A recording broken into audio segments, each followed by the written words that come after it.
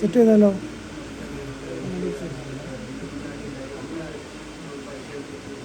ആരും വരുന്നില്ല. ഞാനായിട്ട് പോയി സെറ്റ് ചെയ്യാൻ ഓടി വാ.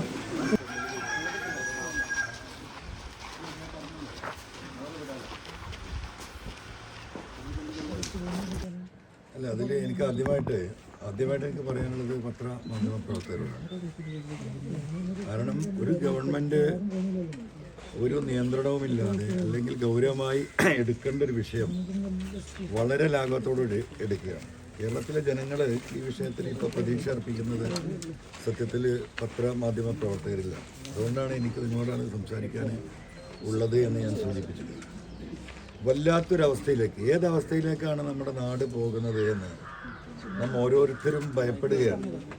ഈ പറയുന്ന ഞാനും കേൾക്കുന്ന ജനങ്ങളും ഭയപ്പെട്ടുകൊണ്ടിരിക്കുമ്പോൾ ഒരു കൂസലുമില്ലാത്ത ഒരു ഗവൺമെൻറ്, ഒരു പ്രതികരണവുമില്ലാത്തൊരു ഗവൺമെൻറ്, ഒരു നടപടിയും ഈ വിഷയത്തിൽ എടുക്കാത്തൊരു ഗവൺമെൻറ് ലോകത്തിൻ്റെ ചരിത്രം പരിശോധിച്ച് നോക്കിയാൽ, അല്ലെങ്കിൽ ഇന്ത്യയുടെ ചരിത്രം പരിശോധിച്ച് നോക്കിയാൽ ഇതുപോലെ നിരുത്തരവാദിത്വപരമായി ഈ വിഷയത്തിൽ പെരുമാറുന്ന ഒരു ഗവൺമെൻറ്റിനെ നമുക്ക് കാണാൻ കഴിയില്ല. ഇന്ന് വരെയുള്ള കണക്ക് ജനുവരി 2025 ജനുവരി 1 തൊട്ട് ഇന്നലെ വരെയുള്ള കണക്ക് 63 കൊലപാതകങ്ങളാണ് ഈ ഒരു കൊച്ചു സംസ്ഥാനത്ത് നടന്നിട്ടുള്ളത്. ആ 63 കൊലപാതകങ്ങളിൽ 56 ലഹരിയുമായി ബന്ധപ്പെട്ടത്. ഇത് ഞാൻ പറയുന്ന കണക്കല്ലതാ, പോലീസിന്റെ ലോ ആൻഡ് ഓർഡർ ചാർജുള്ള DGP ഇന്നലെ പറഞ്ഞ കണക്കാണ്. നിങ്ങളൊന്ന് മനസ്സിലാക്കണം. ഇന്ന് ഇന്ത്യയിലെ ബാക്കിയുള്ള 10-28 സംസ്ഥാനങ്ങൾ നിങ്ങൾ പരിശോധിച്ച് നോക്കിയാൽ ഈ നടന്നിട്ടുള്ള ഈ 56 കൊലപാതകങ്ങൾ മൊത്തം പരിശോധിച്ചാൽ ഇതിൻ്റെ 4/1 പോലും ഇന്ത്യയിലെ 28 സംസ്ഥാനങ്ങളിൽ ഈ ഡ്രഗ്സുമായി ബന്ധപ്പെട്ട് നടന്നിട്ടുണ്ടാവില്ല. അവിടെയാണ് അതിൻ്റെ ഏറ്റവും വലിയ ഗൗരവം നമ്മൾ കാണേണ്ടത്. ഇന്നലെ കേരളത്തിൻ്റെ നിയമസഭയിൽ ഇതൊരു വിഷയമാണ്. അടിയന്തര പ്രമേയ ചർച്ചയ്ക്ക് വന്നതാണ്. എന്താണ് മുഖ്യമന്ത്രിയും അതുമായി ബന്ധപ്പെട്ട എക്സൈസ് മന്ത്രിയൊക്കെ പറയുന്ന മറുപടി നിങ്ങൾ കേൾക്കുന്നുണ്ട്. അവിടെയും രാഷ്ട്രീയമാണ് പറയുന്നത്. ഞാൻ കഴിഞ്ഞ 8 മാസം മുമ്പ് മുഖ്യമന്ത്രിക്ക് നൽകിയ പരാതിയിലെ പ്രധാന ഒരു വിഷയം 5 കാര്യങ്ങളിൽ ഒന്ന്, കേരളത്തിൽ നടന്നുകൊണ്ടിരിക്കുന്ന ഡ്രഗ്സ് മാഫിയ സംഘത്തിൽ പോലീസിന് വലിയ ബന്ധമുണ്ട്. പോലീസ് ഉദ്യോഗസ്ഥരിൽ ഒരു ഉയർന്ന ഉദ്യോഗസ്ഥന്റെ നേതൃത്വത്തിൽ ഒരു വിഭാഗം ഈ കച്ചവടത്തിൽ പങ്കാളികളാണ്. അത് അടിസ്ഥാനപരമായിട്ട് അന്വേഷിക്കണം. ആ എഴുതി കൊടുത്ത പരാതിയിൽ ഒരു അന്വേഷണവും നടന്നിട്ടില്ല. നിങ്ങൾ മനസ്സിലാക്കേണ്ടത്, ഒരു ചെറിയ മൊബൈൽ ഫോണ് കേരളത്തിൽ നിന്ന് നഷ്ടപ്പെട്ട് ഇവിടുന്ന് ഒരു വ്യക്തി ആന്ധ്രയിലോ അല്ലെങ്കിൽ ഈ പറയുന്ന ഗുജറാത്തിലോ ഉള്ള ഒരു തൊഴിലാളി ആ ഫോണുമായി ഇവിടുന്ന് കടന്നു കളഞ്ഞാൽ ഗുജറാത്തിലെത്തുന്നതിന് മുമ്പ് ആ പ്രതിയെ പിടിക്കാൻ ശേഷിയുള്ള സൈബർ സംവിധാനങ്ങളുള്ള പോലീസാണ് കേരളത്തിൽ. പക്ഷേ എന്തുകൊണ്ടാണ് ഇതിൻ്റെ ഉറവിടം കണ്ടെത്താൻ സാധിക്കാത്തത്? കിലോ കണക്കിന് ഈ പറയുന്ന ലഹരി മരുന്നുകൾ വിപണനം ചെയ്യുന്നവരെ ഇവിടെ പിടിക്കപ്പെടുന്നില്ല. ആകെ പിടിക്കപ്പെടുന്ന 2 ഗ്രാമും 4 ഗ്രാമും ആവശ്യത്തിന് എന്ന പേരിൽ ഇവിടെ കച്ചവടം നടത്തുന്നവരെയാണ്. അവർ 15-ാമത്തെ 20-ാമത്തെ ദിവസം അവർ എന്താ പറയുക, ജാമ്യം കിട്ടി ഇറങ്ങുന്നു, വീണ്ടും ആ കച്ചവടത്തിലേക്ക് പോകുന്നു. അപ്പോൾ ആരാണ് ഇവരെ സംരക്ഷിക്കുന്നത്? ഇങ്ങനെ ഈ രീതിയിൽ നടക്കണമെങ്കിൽ കേരളത്തിലെ പോലീസിലെ സർക്കാരിൻ്റെ ഒരു വിഭാഗത്തിൻ്റെ പിന്തുണയില്ലാതെ ഇത് നടക്കില്ല. അതാണ് ഇവിടുത്തെ ഏറ്റവും വലിയ വിഷയം. ആ വിഷയത്തിനെതിരെ ശക്തമായ നിലപാടുകൾ ജനങ്ങൾ ഒന്നിച്ചെടുക്കേണ്ട അവസ്ഥയിലേക്കാണ്. ഇപ്പം ഞാൻ വരുമ്പോൾ കാറിൽ നിന്ന് കണ്ട വാർത്ത, 9ാം ക്ലാസ്സിൽ പഠിക്കുന്ന കുട്ടി 10ാം ക്ലാസ്സിൽ പഠിക്കുന്ന അവൻ്റെ സഹോദരിയെ പീഡിപ്പിച്ച വാർത്ത ഇപ്പോൾ വരും. 9ൽ പഠിക്കുന്ന അനിയൻ 10ൽ പഠിക്കുന്ന സഹോദരിയെ ബലാത്സംഗം ചെയ്യാണ്. അമ്മമാർ രാത്രി കിടന്നുറങ്ങുമ്പോൾ വാതിലിന് എക്സ്ട്രാ കുറ്റി വെച്ച് നേരം വെളുക്കുന്നവരെ മക്കൾ വീട്ടിലുണ്ടെങ്കിൽ ഭയപ്പെട്ടുകൊണ്ട് ഉറങ്ങുന്ന അമ്മമാരുള്ള നാട് കേരളം. പണ്ട് നമ്മുടെ സ്ഥിതി എന്താ?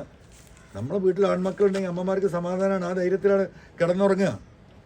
ഇന്ന് ആൺമക്കൾ വീട്ടിലുണ്ടെങ്കിൽ കിടന്നുറങ്ങാൻ ധൈര്യമില്ലാത്ത അമ്മമാരും സഹോദരിമാരുമുള്ള നാടായി ദൈവത്തിൻ്റെ സ്വന്തം നാട് എന്ന് നമ്മൾ മുമ്പ് വിളിച്ചിരുന്ന ഈ നാടിൻ്റെ അവസ്ഥ ഇവിടെ എത്തിയെങ്കിൽ ഇതിന് ഉത്തരവാദിത്തം ആർക്കാണ്? ഇതിൻ്റെ ഉത്തരവാദിത്തത്തിൽ നിന്ന് ഗവൺമെൻറ്റിന് മാറി നിൽക്കാൻ കഴിയില്ല. പക്ഷേ ഗവൺമെൻറ് കൈ കഴുകുകയാണ്. മുഖ്യമന്ത്രി ഇന്നലെ പറഞ്ഞെന്താ, സമൂഹത്തിനെയും കൂടി ഉത്തരവാദിത്തം. സമൂഹത്തിൻ്റെ ഉത്തരവാദിത്തമാണ് ഒരു തർക്കമില്ല. പക്ഷേ എൻഫോഴ്സ്മെൻ്റ് എവിടെ? ആളുകൾക്ക് വരെ ചൂണ്ടിക്കാണിക്കാനേ സാധിക്കൂ. ഇവിടെ അത്തരത്തിലുള്ളൊരു വിഷയത്തിൽ ഈ പറയുന്നത് കൈകാര്യം ചെയ്യുന്ന ആളുകളെ ജനങ്ങളൊന്ന് കയ്യേറ്റം ചെയ്താൽ അപ്പം എന്തായി? അവിടെ സദാചാര പോലീസായി. സദാചാര പോലീസിങ്ങിൻ്റെ പേരിൽ നാട്ടിലെ പൊതുവായ വിഷയങ്ങളിൽ ചില ഘട്ടങ്ങളിൽ ഇടപെടേണ്ടി വന്ന എത്ര ആളാണ് ജയിലിൽ കിടക്കുന്നത്? എത്ര ആൾ ജയിലിൽ കിടക്കുന്നു? അപ്പം സമൂഹം ഇതിൽ ഇടപെടണം എന്ന് പറഞ്ഞാൽ എന്തർത്ഥത്തിലാണ് സമൂഹം ഇടപെടേണ്ടത് എന്ന് മുഖ്യമന്ത്രി വ്യക്തമാക്കണം. ജനങ്ങൾക്ക് ഇതിൽ എന്ത് അവകാശമുണ്ട്? ജനങ്ങൾ ഏത് നിലയ്ക്ക് ഇടപെടണം? ഇതിനെ തടയാൻ ജനങ്ങൾക്ക് എന്താണ് മാർഗം? ജനങ്ങൾക്ക് എൻഫോഴ്സ്മെൻറ്റ് ഉപയോഗിക്കാൻ പറ്റുമോ? പോലീസിൻ്റെ നിലപാടെന്താണ്? ഗവൺമെൻറ്റിൻ്റെ നിലപാടെന്താണ്? ഇതൊന്നും പറയാതെ ഞങ്ങളുടെ മാത്രം ഉത്തരവാദിത്തമല്ല. ഒരു ഗവൺമെൻറ്റിന് അതിന് ഉത്തരവാദിത്തമില്ലെങ്കിൽ പിന്നെ ആ ഗവൺമെൻറ് എന്തിനാ അദ്ദേഹം ആഭ്യന്തര വകുപ്പ് കൈകാര്യം ചെയ്യുന്നത്? ആഭ്യന്തര വകുപ്പ് കൈകാര്യം ചെയ്യാൻ സമയമില്ലാത്ത, അതിൽ താല്പര്യമില്ലാത്ത ഒരു ആഭ്യന്തര വകുപ്പ് മന്ത്രി എന്തിന് അദ്ദേഹം മാറട്ടെ? ഇത് കൈകാര്യം ചെയ്യാൻ കഴിയുന്നവരുണ്ടെങ്കിൽ അവരെ ഏൽപ്പിക്കട്ടെ. അതല്ല, കേരളത്തിലെ മുച്ചൂടും ഇങ്ങനെ ഈ ലഹരിക്ക് അടിമപ്പെടുത്താനുള്ള പരിശ്രമം, അതിലൊരു രാഷ്ട്രീയമുണ്ട്. കാരണം ഞാൻ പച്ചയായി ഇപ്പോൾ പറയുന്നില്ല. ഇപ്പം ഈ ഒരു വിഷയത്തിൽ ഇവിടുത്തെ ഒരു രാഷ്ട്രീയ പാർട്ടിയുടെ ഒരു ഇടപെടലുണ്ട്. ഈ മാഫിയ സംഘങ്ങളെ സഹായിക്കുന്ന ഒരു രാഷ്ട്രീയം കേരളത്തിൽ നിലനിൽക്കുന്നുണ്ട്. അവരുമായി ബന്ധപ്പെട്ട ആളുകളെ അറസ്റ്റ് ചെയ്യാനോ കേസിൽ കൊടുക്കാനോ പോലീസ് ചില ഘട്ടങ്ങളിൽ മടിക്കുന്നുണ്ട്. കൃത്യമായ വിവരങ്ങൾ വന്നുകൊണ്ടിരിക്കുകയാണ്.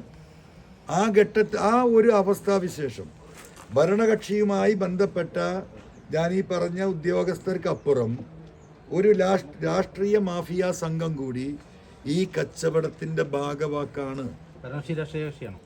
തീർച്ചയായിട്ടും അത് ഒന്നുകൂടെ അതിൻ്റെ വ്യക്തമായ തെളിവുകൾ നമ്മൾ അന്വേഷിച്ചുകൊണ്ടിരിക്കുകയാണ്. വ്യാപകമായിട്ട് ഈ വിഷയത്തിൽ ഒരു രാഷ്ട്രീയ പാർട്ടിയുടെ ചില ആളുകൾ ഇതിൻ്റെ പിന്നിൽ പ്രവർത്തിക്കുന്നുണ്ട്. ഇതും പോലീസിലൊരു വിഭാഗം കൂടി ജാമ്യം കിട്ടി ഇറങ്ങുന്നവരടുത്ത് ഈ പറയുന്ന അവസ്ഥക്ക് വലിയ മാറ്റം ഉണ്ടാകുമെന്ന്. രണ്ടാമത്തെ കാര്യം എന്ന് പറയുന്നത് ജുവനൈൽ ജസ്റ്റിസ് നിയമങ്ങൾ. ജുവനൈൽ ജസ്റ്റിസ് നിയമങ്ങളിൽ ഈ പറയുന്ന ഡ്രഗ്സ് വരുന്നില്ല. അതിനെ കൂടി ഉൾപ്പെടുത്തിക്കൊണ്ട് അതിൽ അമെൻമെൻറ്റ് കൊണ്ടുവരാൻ ഒരു ഓർഡിനൻസ് വഴി സർക്കാരിന് സാധിക്കും. നിയമം ലൂസാണ്. മൂന്നാമത്തത്, ഇത്രയും ദുരന്തങ്ങൾ, 63 മരണം ഈ 2 മാസം കൊണ്ട്. കൊല്ലത്തെ കണക്കെടുക്കുകയാണെങ്കിൽ ആയിരങ്ങൾ ഉണ്ടാകും. ഇവിടെ ദുരന്ത നിവാരണ അതോറിറ്റി ഉണ്ട് സംസ്ഥാന ഒരു ഗവൺമെൻറ്റിന്. അതിൽ നിയമം ഉണ്ടാക്കാനുള്ള അധികാരം സംസ്ഥാന ഗവൺമെൻറ്റിനുണ്ട്. ആ ദുരന്ത നിവാരണത്തിൻ്റെ ഭാഗമായി ഇതൊരു ദുരന്തമായി കണക്കാക്കി സ്ട്രിക്റ്റായിട്ടുള്ള പുതിയ നിയമങ്ങൾ എന്തുകൊണ്ട് കൊണ്ടുവരാൻ ആലോചിക്കുന്നില്ല? ഉള്ള നിയമങ്ങൾ എന്തുകൊണ്ട് ഉപയോഗിക്കുന്നില്ല? ഇത് സർക്കാരിൻ്റെ ഉത്തരവാദിത്തമല്ല, സമൂഹത്തിൻ്റെ ഉത്തരവാദിത്തമാണെന്ന് കേരളത്തിൻ്റെ നിയമസഭയിൽ പറഞ്ഞൊഴിയുന്ന ഒരു മുഖ്യമന്ത്രിയും ആഭ്യന്തര വകുപ്പും ഉള്ളപ്പോൾ എങ്ങനെ കേരളം ജീവിക്കാൻ കഴിയും എന്നെനിക്കറിയില്ല. ഇതാണ് ഇതിൻ്റെ വസ്തുത. ഈ മലബാറിലെ ഹൈസ്കൂളുകളിലും ഹയർ സെക്കൻഡറികളിലൊക്കെ കുട്ടികളുടെ എണ്ണം വളരെ കൂടുതലാണ്. ഒരുപക്ഷെ ഈ ഒരു ക്ലാസ്സിൽ 50ലധികം കുട്ടികളൊക്കെ ഉണ്ടാകുമ്പോൾ ഒരു വിദ്യാർത്ഥിയെ പേഴ്സണലായിട്ടൊന്നും ഒരു പക്ഷേ ഒരു അധ്യാപകന് ആ രീതിയിൽ നോക്കാൻ പറ്റുന്നുണ്ടാവില്ല. അതൊരു പ്രശ്നമായി തോന്നുന്നുണ്ട്. അത് തെക്കൻ ജില്ലകളേക്കാൾ ഒരു പക്ഷേ കൂടുതലാണ് മലബാർ. മലബാറിൽ ഇപ്പോൾ നിങ്ങൾ പറഞ്ഞ 50ഉം 60ഉം അല്ലേ? മലപ്പുറത്തൊക്കെ 70ഉം 80ഉം കുട്ടികളിരിക്കുന്ന ക്ലാസ് റൂമുണ്ട്. കാരണം എന്താ പറയുന്നത്, ചന്ത പോലെയാണ്. മലബാറിലെ വിദ്യാർത്ഥികളുടെ സീറ്റിൻ്റെ പ്രശ്നം ഇപ്പോഴും പരിഹരിക്കപ്പെട്ടിട്ടില്ല. അഡീഷണൽ ബാച്ചുകൾ കൊടുത്തിട്ടില്ല. ക്ലാസ്സിലെ കുട്ടികളുടെ എണ്ണം വർദ്ധിപ്പിച്ച് അഡീഷണൽ സീറ്റാക്കി കുട്ടികളെ അട്ടിക്കിടുന്നൊരവസ്ഥയിൽ നിന്ന് മറ്റൊന്നുമില്ല. അതെല്ലാം ഇതിൻ്റെ ഒരു ഭാഗം തന്നെയാണ്. കാരണം കുട്ടികൾ മാനസികമായിട്ട് ഫ്രസ്ട്രേറ്റഡ് ആണ്. രണ്ടാമത്തെ വിഷയം തൊഴിലില്ലായ്മ. അത് വലിയൊരു വിഷയം തന്നെയാണ്. കേരളത്തിലെ തൊഴിലില്ലാത്ത ചെറുപ്പക്കാർ സ്വാഭാവികമായിട്ടും അവരുടെ ജീവിതം എന്താ പറയുക ഇരുളടഞ്ഞതാണ് എന്ന് അവർക്ക് വ്യക്തമാണ്. സ്വാഭാവികമായിട്ടും അതിൻ്റെ ഈ തൊഴിലില്ലായ്മയുടെ പ്രതിഫലനവും യൂത്ത് ഈ മേഖലയിലേക്ക് അട്രാക്റ്റ് ചെയ്യുന്നതിന് കാരണമാകുന്നുണ്ട്. ഇതിൻ്റെയൊക്കെ അടിസ്ഥാനപരമായിട്ടുള്ള വിഷയങ്ങൾ എന്ന് പറയുന്നത് ഗവൺമെൻറ് ഇത് ഹാൻഡിൽ ചെയ്യുന്നിടത്താണ് ഇതിന് പരാജയം.